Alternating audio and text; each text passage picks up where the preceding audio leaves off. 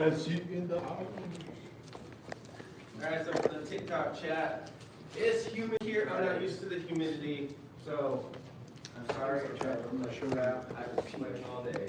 So just to let you guys know, he battles harder than anyone. All the sweat is weighing down everything. We just got a final call. We'll start off at 5:20. Some people, chance to come in. You already won one of these. Yeah, no, I'm just showing. Yeah. Meantime, how's it? I'll get you one. How's the bacon so far for you guys? Bacon has been incredible, bro. Like, people ask me, are you back next year? I'm like, dude, if it's there, I'm there. Like, oh my god. Same thing to make sure early August is the plan. Okay, bet. If you guys can see me, San Antonio, early August next year. Next day, Be there. yes. Circle like a Beyblade? Have you circle like a Beyblade? Yeah. I'll be there and be circle. Perfect. Let's do it. So, let's do it. I'll get an extra long rope. I'm just trying to spin you too. This whole box and shoot style. Have you push me around? Hey, Cody. Can you bring in a couple extra chairs? Yeah. Stay there.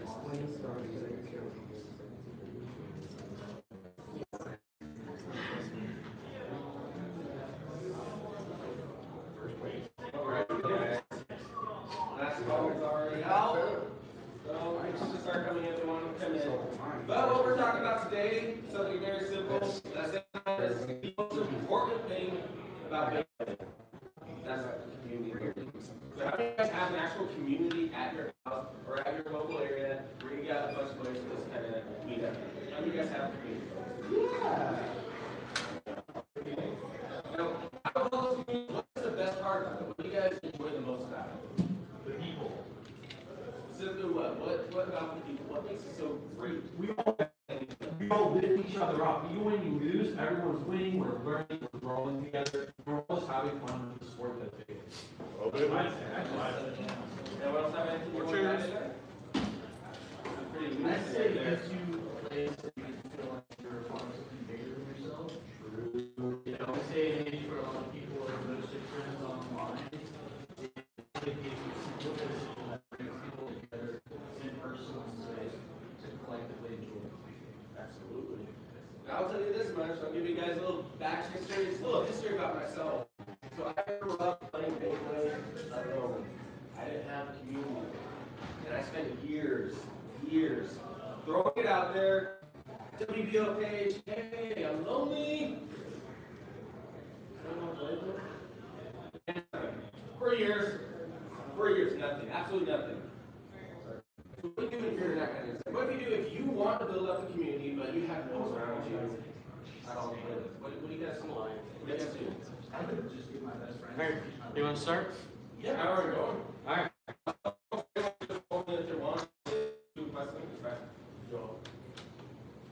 That's very clear. So what do you do if you can't find anyone? If you're looking online, you're on Facebook, you're on, I hate using Reddit as an example, but you're on the toxic Reddit, you know?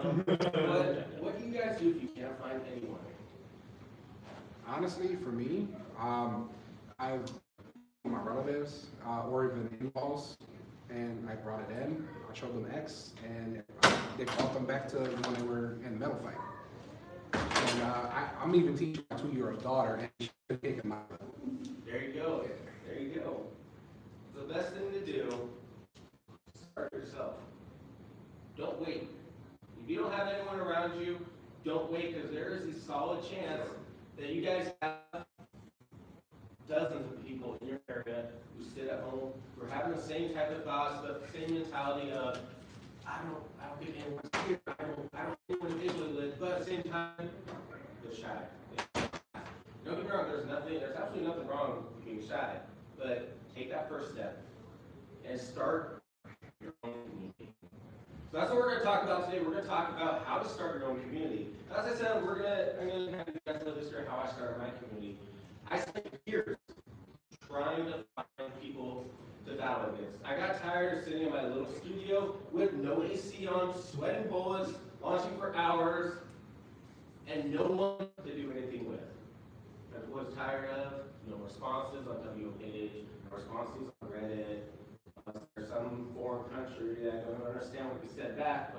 a thumbs up and say thank you.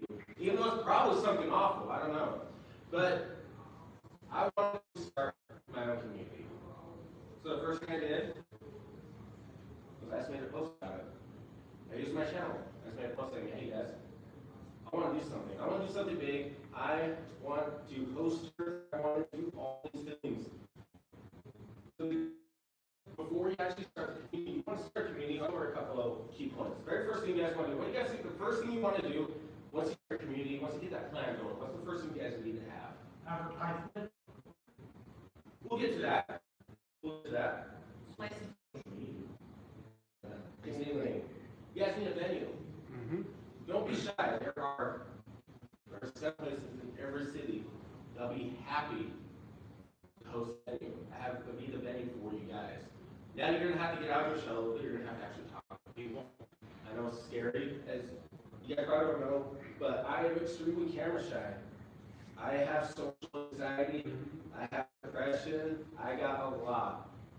But you're gonna have to step outside the box and you're gonna have to start talking to people, because in the end, that's going to be the thing that sets you apart from any of the other communities. So the first thing you do is you find a venue, talk to them, kind of see what the deal is, what kind of deal you strike. Some venues will be happy to work with you for free. They got free play. Some venues, if you host a tournament, you might have a little money to give to them for allowing that space. Either way, find yourself a venue. So once I found myself the venue, I got the venue set up, and then I made the announcement. I let everyone know, hey, this time, this day, we're gonna meet up. And I just kept posting it. I spammed it everywhere. Now at first, when we first got together in the Boise Beyblade League, we had 6 people. That was it. 6 people. And apparently these guys have been out there, and we just had a little underground Beyblade community. They're still also shy and trying to bring other people in. It was just a small niche. I just took it out. So I brought them out underground, brushed them off, set them on the surface for display. I said, hey guys, here's the world. We got a world. We got a venue now. So advertise. Get it out there. And don't do it last minute. You guys want to get it. So I started posting for the Boise Beyblade League almost 3 whole months before our very first meeting. Now don't get discouraged. A lot of times your very first meeting you're not going to have hardly anyone there. It's going to be a hit and miss. Sometimes you might have a lot of people, sometimes you won't. It's your very first one.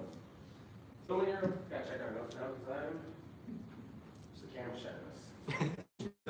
3, 4, 5, I guess. You're doing so good. It's like 8. Alright, so once you find the venue, this is where the Boise Beyblade League kind of separates. We separate ourselves a lot from a lot of the other Beyblade communities. I want to do something a little different. I want to do something a little bit different. A lot of Beyblade communities, you see instant when you join, instant competitive. Instant, you go in there, dude, you're in the tournament now, pick out your combo. Things just thrown into the lion's den, you're fighting your way. Still trying to figure out how to play Beyblade. Sometimes people do that. A lot of times, it scares a lot of people. It kind of pushes people out. So what we do is we have 2 different Boise Beyblade leagues. We're all under the same umbrella. Now we just have the Boise Beyblade, and we have the Boise Beyblade League. So we got one side that is highly competitive. What we are here today, that's what we have. But we also have a whole separate league. And this is a big, important part. Our separate thing, our little Boise Beyblade, what we have is it's just casual, fun tournaments. Sometimes the most bizarre rules, like a little bit ago, we have a flat pit tournament. Every combo, flat pit. So when they come back, they see that we're actually having fun. When they come back, they see that we're actually having fun. And we start to talk with them. We just work with them and say, you know, if you guys want, on this day, every day, things, every day that is our competitive Beyblade X. And every Saturday we have multiple different classes. People who are fresh coming to wanting to compete. We teach them. We throw random bracket systems every time. Just every weekend we have an official big tournament every Saturday. So So the key point in the next board after you find the venue is finding your people, and then keeping your people.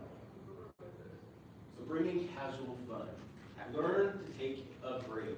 That's the one. Bringing casual fun. Learn to take a break. That's the one thing I try to teach to everyone on my channel is have fun. Don't take everything too seriously. Still have to work game in it.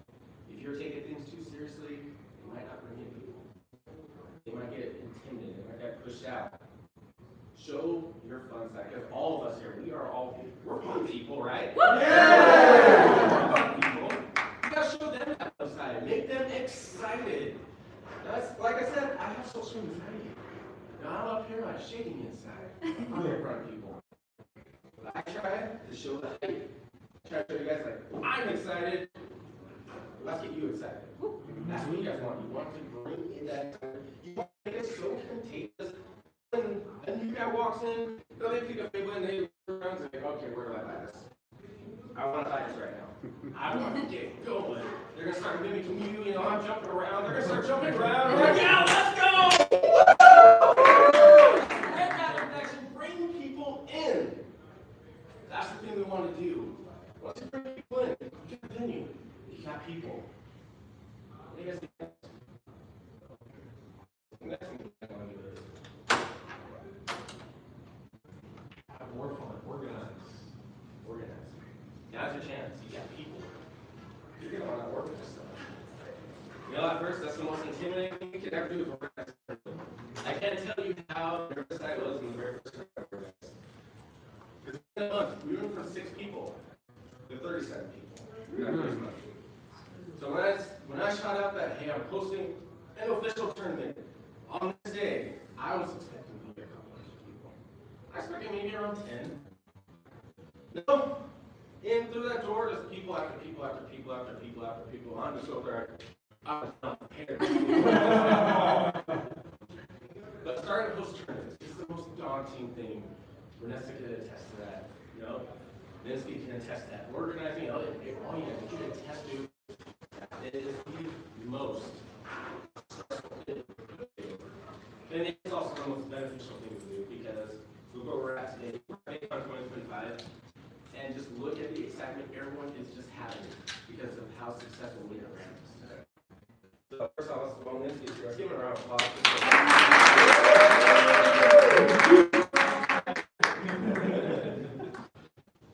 So we got the chance to organize now. The most intimidating thing to do. So we're organizing. How many people know the minimum amount of players you have for a future tournament? A turn or a turn? 8. 8. 8. Yeah.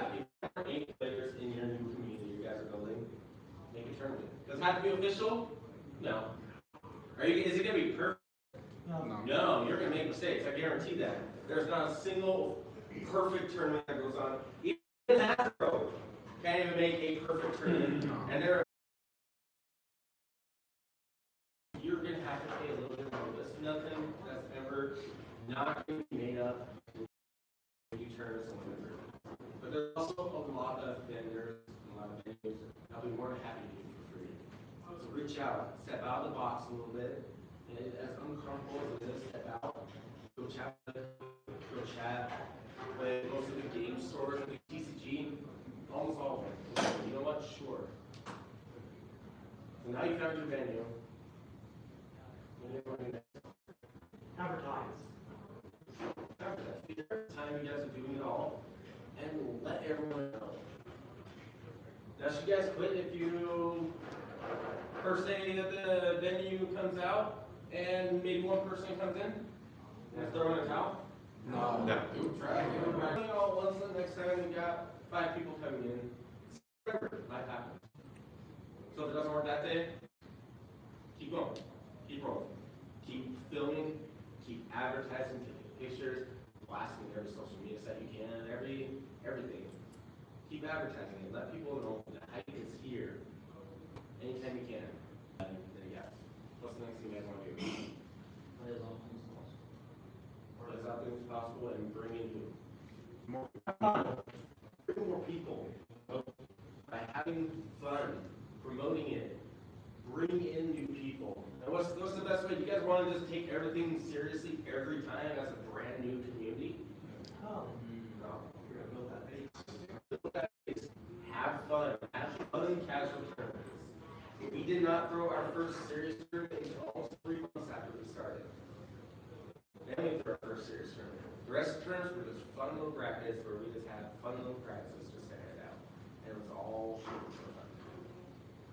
Have fun. Let the community, let all the new people know it's not going to be intimidated about a little bit of competition because there is a fun side to the competition as well. And this is the fun side. And if you want, you can come over to the competitive side. This is something. So you want to bring in people by having fun. Serving both, serving like new and casual and competitive. You gotta serve both. Exactly. Bring in, show them fun, show them casual, show them everything, and not always competitive, and not always scary. Because it's scary than coming into your first big event, whatever, and it is people glaring down, sizing you up like, eat you for breakfast. You know, nothing's more intimidating than that. You want to walk in, you want to see people laughing, you want to see people just having absolute fun. Because what is that? What are they going to do when they go home? High five. Smile for their friends. Exactly, smile, and they're gonna tell their friend. Come on. I got a place to take you tonight. We're gonna have so much fun. Watch this. So build up your community by bringing people in. Once you have enough people, what's the minimum amount of people you need? 8. Once you have 8 people, what do you guys want to do? Have more fun. Have more fun, yeah. We got it. Or maybe start getting them challenge brackets built. Exactly. Start getting some brackets built. Introduce them into a fun little bracket. And then as the brackets and people start coming in, take these a little bit more seriously, start having more tournaments. But when do you guys want to host them? How frequently do you guys want to host a tournament? When you can. That's my favorite. When you can. Don't overdo it. Never overdo it. That's the worst thing you can do for yourself. If you feel stressed out, don't do it. People will know. People will understand. They'll know, hey, we're going to postpone this a little bit. People will understand. Don't overdo it. If you don't think you can do it, don't do it. Don't overdo it. So do it when you can. Anyways, guys, that was just a little bit about the Boise Beyblade League, just kind of how we built up our community over there. So, if anyone wants to join in, Boise, Idaho, ADU games are Saturday, 2 to 4, free play, 6 to closing. We own that whole side of the building now, so feel free to come out whenever you guys want. But do we have any questions? Let's over some questions. How many people do you guys typically average participants? For tournaments? Yeah. For tournaments, we usually average between about 30 to 40. Nice, very nice. I know you already kind of answered this one, but when you're contacting maybe a game store or like a venue that you're looking into, because I had someone here ask, what is probably the best way to go about that? Like, do you get a phone call or what did you do in the past? I email, Okay. mostly because I work long day hours. Okay. So I would just kind of type up an email, say, for me, I just said, hey, I know some days I'm running a YouTube channel. We're currently working on trying to build up a community. We have possible venues that we can host weekly meets to just have fun. Most of the time, people say, yeah, we got space. You want to come in and meet, and then you meet, and you kind of discuss like what your plans are, what you guys are trying to accomplish, what your future goals are. Awesome. Yes. Going on that little subject, do you have any sweet talking points that you like to hit if they're like on the I'm a silver tongue, you know. Promise, money. He's a smooth talker. Always show respect, no matter what. Don't let. There's a lot of toxic communities out there. That's not Beyblade. That's very toxic, and a lot of companies you just do not want to work with. Don't make that anymore. Right now, we're one of the funnest. We're one of the most energetic. But at the same time, we're one of the most respectful communities out there. So always.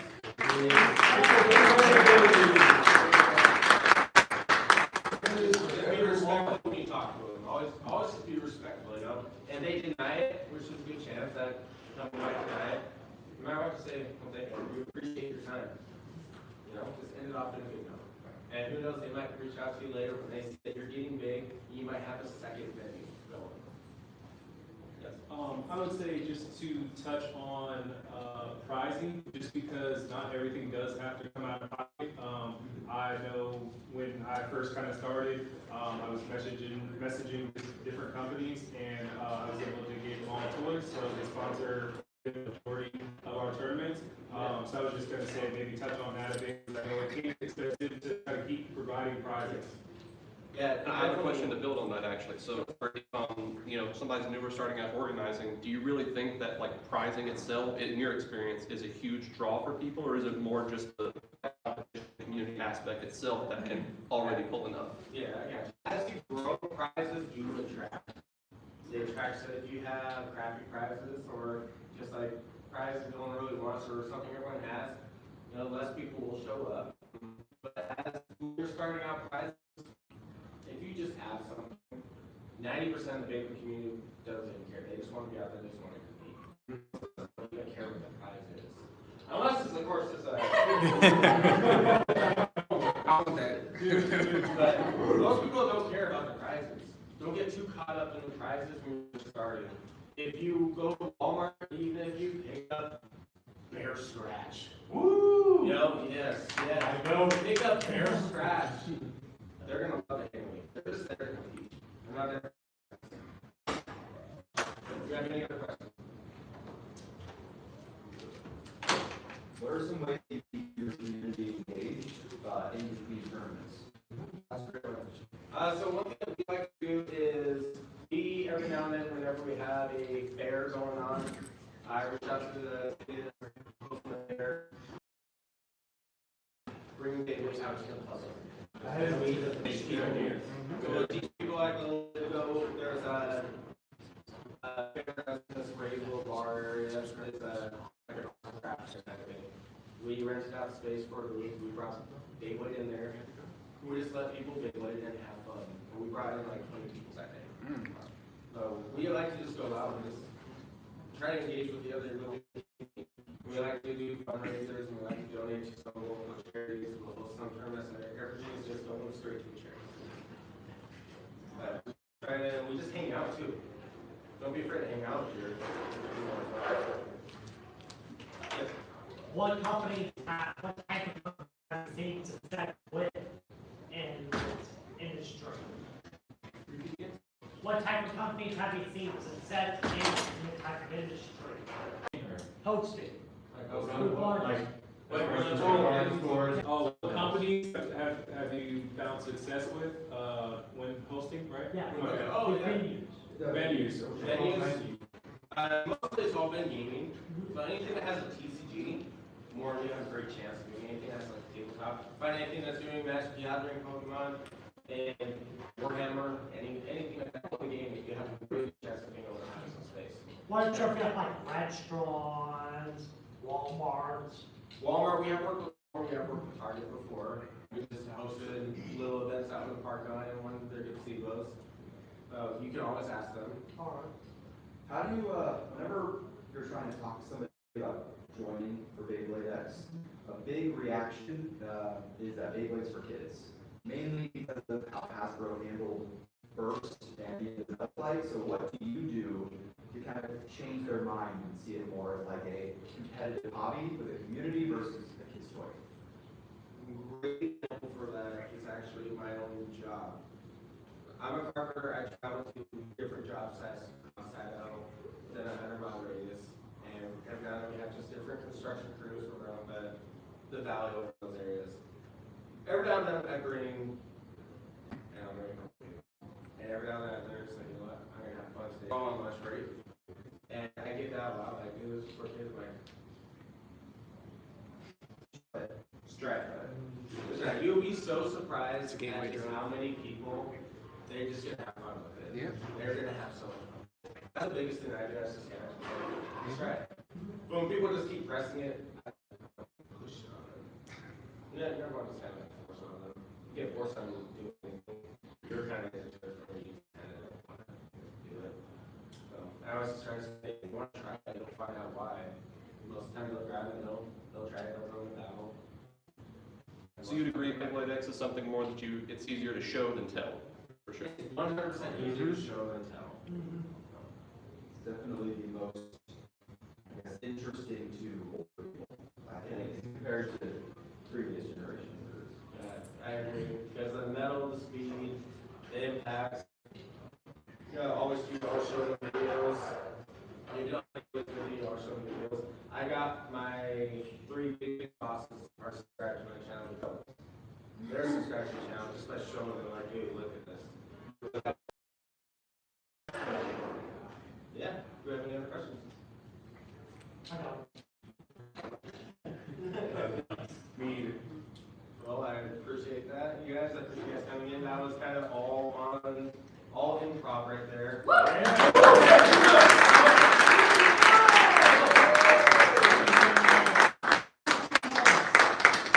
appreciate you guys, so thank you. Thank you. Ben, what do you need? I was saying 10 minutes before the Bay Creator tournament starts. A fun one. Anybody, any amount of. So many followers. I have 207. You want in? I have 207. It's single limb Bay Creator tournament. It's just for fun. If you make Beyblade content, you go, it's gonna be single limb, and you only have one Beyblade, and it's first to 3 points. You can make content on it, but it's not that. No. And, any custom made? Sure. It's a fun tournament for anybody. Yeah. I don't know. Say something cool. What are we about to do? The Earth is a Beyblade.